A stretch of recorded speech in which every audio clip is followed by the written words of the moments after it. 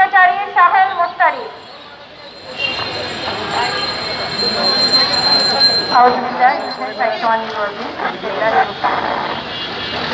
উপস্থিত আমাদের সকল সাংবাদিক ভাই বোন যারা আছেন এবং আমাদের সুধীবৃন্দ যারা আছেন সকলকে আসসালামু আলাইকুম ওয়া রাহমাতুল্লাহি।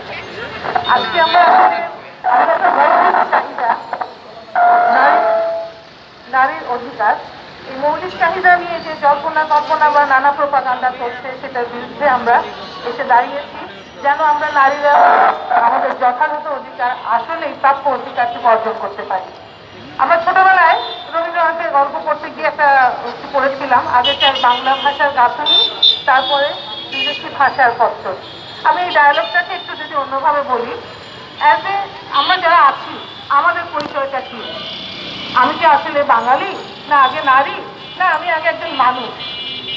যদি আমি মানুষ হই, আল্লাহ সুবহানাহু ওয়া তাআলা এই পৃথিবীকে সৃষ্টি করেছেন মানুষের বসবাস উপযোগী করে, এবং মানুষের যেই সব জিনিসগুলোতে সবচেয়ে বেশি ভালো হবে আল্লাহ তাআলা সেই সমস্ত কিছু দিয়ে ভরপুর করে দিয়েছেন পৃথিবীতে। শুধু তাই নয়, একটা ওষুধের বোতল কিনতে গেলে যেখানে আমরা সেখানে ওষুধের ইনগ্রেডিয়েন্টসগুলো পাই, ওষুধ সেবনের পদ্ধতিগুলো পাই, আল্লাহ তাআলা কোরআনকে লাইফ অফ কোড হিসেবে দিয়ে দিয়েছেন, যেন আমরা ওই কোরআন অনুসরণ করে পৃথিবীর সমস্ত জাতীয় প্রেস ক্লাবের সামনে সম্মিলিত নারী প্রয়াস বিশাল মানববন্ধনকে আমরা দেখতে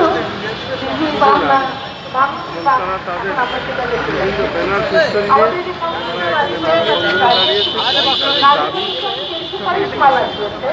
তার মধ্যে আমি অস্বীকার করবো না, বেশ কিছু সুপারিশ আছে গ্রহণযোগ্য এবং